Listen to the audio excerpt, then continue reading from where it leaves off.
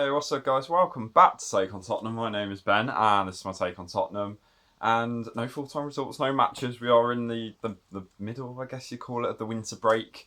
But it's not to say that things haven't been completely quiet. Obviously, the transfer window is open at the minute. Been a lot of drama. I don't know if drama is the right word, but there's been a lot of stuff happening with Spurs. Ironically, they've officially not signed anyone yet, but hopefully that will change, and we'll get into that in a little bit. Um, I've been sort of umming and ahhing how to do videos, so I don't. It probably will change the more you know my channel progresses and stuff, and the more content over the course of my journey on YouTube. I'll hopefully sort of be progressing towards one day. Um, Obviously at the minute I only do videos based on match reactions and little tidbits in between and stuff, but I'd love to be in a position one day with the channel to just do videos every day, and everything like that, updating on absolutely everything. But as of right now, just thought I'd do a little video on the transfer window situation with Spurs. And like I said, it's been busy, it's been chaotic, but officially we've not signed anyone. The main news over the last couple of days will be the Adama Traore and the Luis Diaz situations that were happening, really. Adama Traore, let's begin with him. So, it's a very weird situation. So Spurs had a lot of interest in the summer. We had Nuno as well from Wolves, who was a big fan, as well as Fabio Paratici. And there was a lot of interest, but Spurs and Wolves couldn't agree on price, on a price tag, and I think his contract situation wasn't really in sort of as dire of a situation as it was in the January window. So Spurs, I think they made a bid in the summer. Nothing progressed after that. Reignited their interest in this January transfer window, and it looked like it was going to happen. It really did. It really looked like things had been progressing. Things had moved forward. Apparently, the player wanted to join because of Conte. Conte wanted him as a right wing back, which I was quite intrigued to see how that was going to pan out. And yeah, there was a lot of interest. Apparently, price was all but agreed. A couple of million here and there, negotiating wise, and then all of a sudden it went quiet, and it really seemed like it was gathering pace, and then it just went quiet, and then all of a sudden Fabrizio Romano reveals that Traore is pretty much set to join Barcelona. Out of the blue, Barcelona came in for Traore, and within 24 hours of it, he was pretty much there, and he's had his medical, and he's kind of signed for them. Bit of a mess from Spurs' side, if you want to look at it from their side, as Paratici and everything. A bit of a mess. From a supporter's side, whilst the idea of having Traore excited me in the sense of what he is as a player, because he is a bit of an enigma as a football player. He's very well built. We all know it, and he can be a handful for defenders. He's not a player you want to come across running at you if you're a defender. Of course, we all know Traore, but I am relieved as well that we haven't signed him. I have to say that, and I'm not saying it from a perspective of, oh, well, of course you're going to say that now you haven't got him. I am, like I said, I would have liked to have seen his development under Conte. I think that would have been really interesting to watch. But I think that with his stats they're not pretty reading. It's not good. It's one goal in 18 appearances this season, or 17, 18 appearances this season. No assists, as far as I was aware, and one goal. And I know he had one shot off for offside the weekend just gone, but it's not good reading. And when you're a winger, those stats they're not going to cover anybody in glory. So, and I think it's just across the board with Traore that he is a handful. He's got pace, but the end product's never been there, and that's not a thing. I think he was probably best when he was at Middlesbrough. He had a bit of a purple patch for Wolves, but there's never been that consistency there to warrant, I think, any big clubs like looking at him, and there's a reason that those clubs haven't looked at him. So yeah, whilst I'm disappointed not to have seen the outcome of what Conte, a world class manager, would have done with Traore. I'm not disappointed too much in the fact that we haven't got it. I'm not going that our season will now completely capitulate because we didn't sign Traore in January. So that was that one, and then Luis Diaz was probably the biggest cock up really for Spurs this in this window. Deal that it really came out of the blue. The Spurs were in talks with Porto to sign him. It was really out of the blue. I don't think I heard anywhere that this was something they were going to be looking at this window, and really it just got the report started that Spurs were in talks to sign him, and it looked like a fantastic deal. Like if they could have got it over the line, that would have been brilliant for Spurs. To have a front three of Kane, Son and Diaz would have been fantastic. And then Liverpool decided to get involved. And as soon as I heard that Liverpool were involved, I was like, this is only going one way. Because you have to... I'm not going to blow smoke... if you've watched me long enough, I'm not going to blow smoke up people's arse about this. If you gave anyone the choice to join Spurs or Liverpool, you're going to join Liverpool because they are where they are, and they've been there for a while now, and they're really one of the best teams in the world, and Jurgen Klopp is a fantastic world-class manager, and the obvious thing is that they're in the Champions League as well, so that's it's the pull of the Champions League. So it's Liverpool got involved, and he's now signed for them on a 5-year deal. So Spurs really missed out. It was a bit of a mess, really. I think they tried to keep it quiet, but ultimately,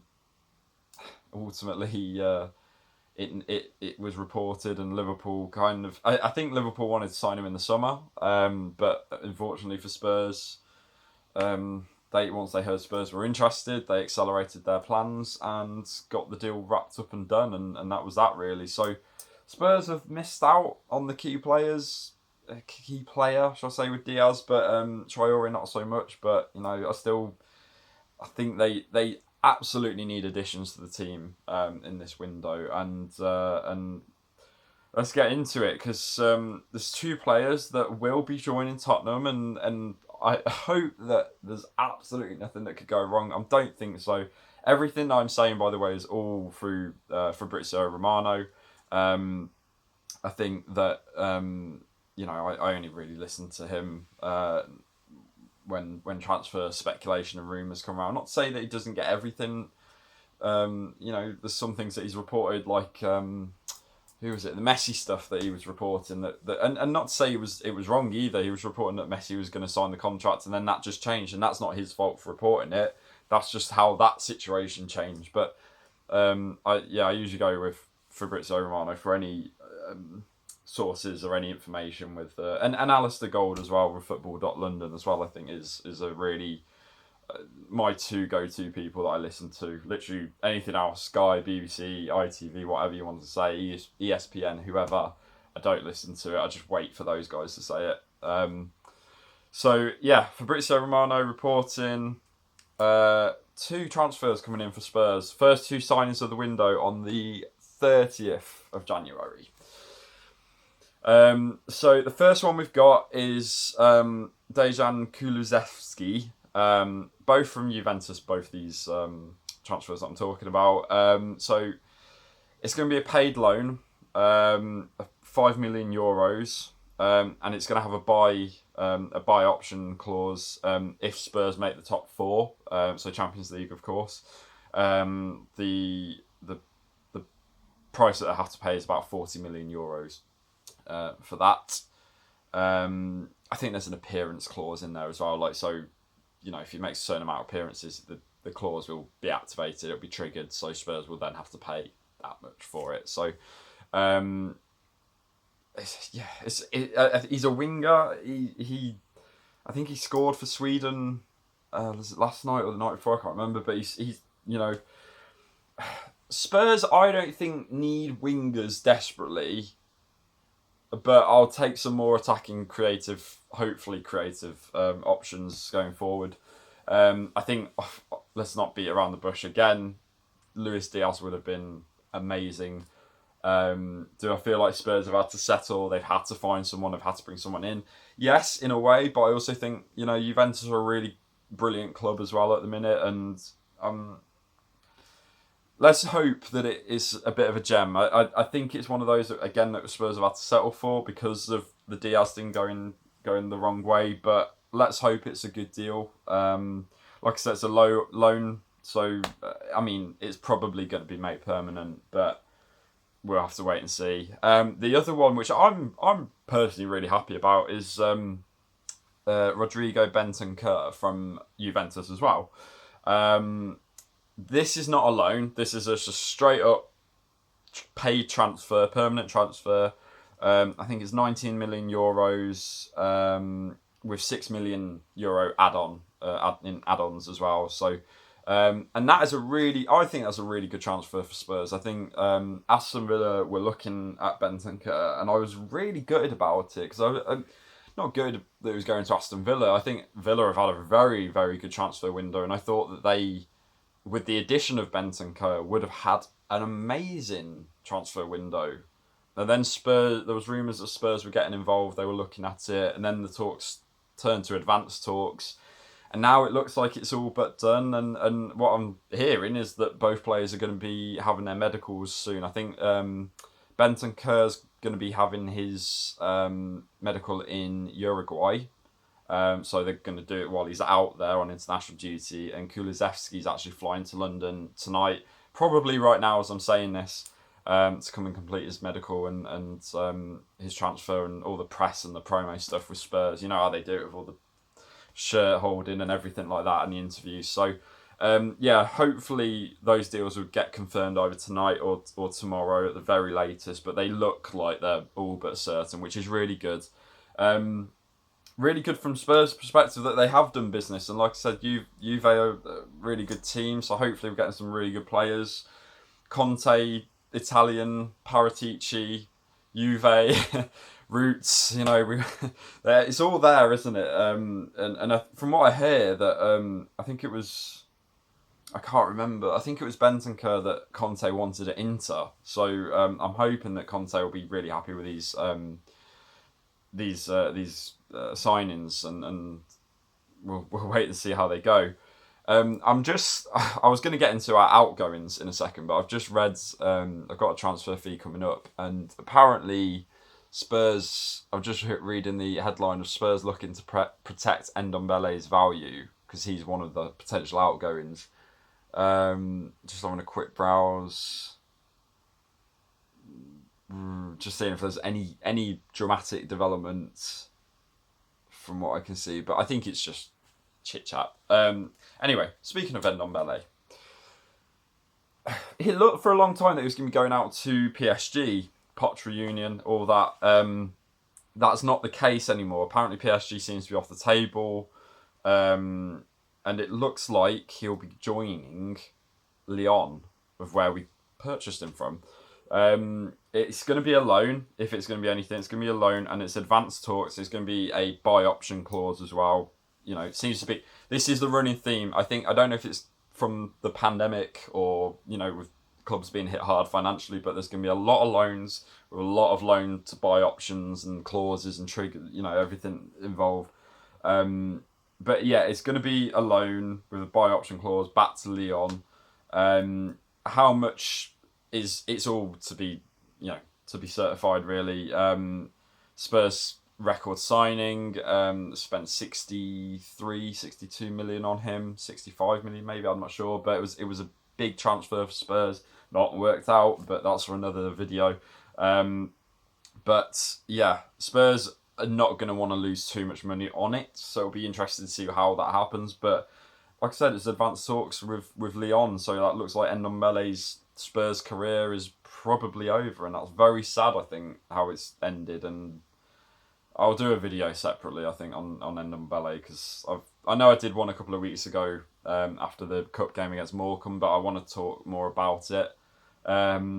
So yeah, that's a shame for Ndombele, but I think it's good that we're moving players on that don't really want to be part of the project. So that's also good for us as from a Spurs perspective. Bryan Hill is another one that looks like he's going out. It's going to be on loan to Valencia. Looks like it's all but certain now. Valencia have been interested for a long time during the window to get Bryan Hill on loan. And it looks like it's finally happening. It was kind of all waiting on Spurs getting players in as well. I think Kulusevski. I will get that name right in coming videos, I promise. I think they're waiting to bring him in, so it's all knock-on effects sort of things. So Bryan Hill getting some game time. I really liked him. I really liked seeing him when he came on, but he wasn't playing too much. He's only just started his Spurs career, so I'm not too worried about it in being a flop or anything. He's a really bright young kid, and I like what I've seen from him. But it'd be really good to go out and he's Spanish as well, so it'd be good for him to go back to Spain and just get more first team football under his belt, keep his fitness levels up as well.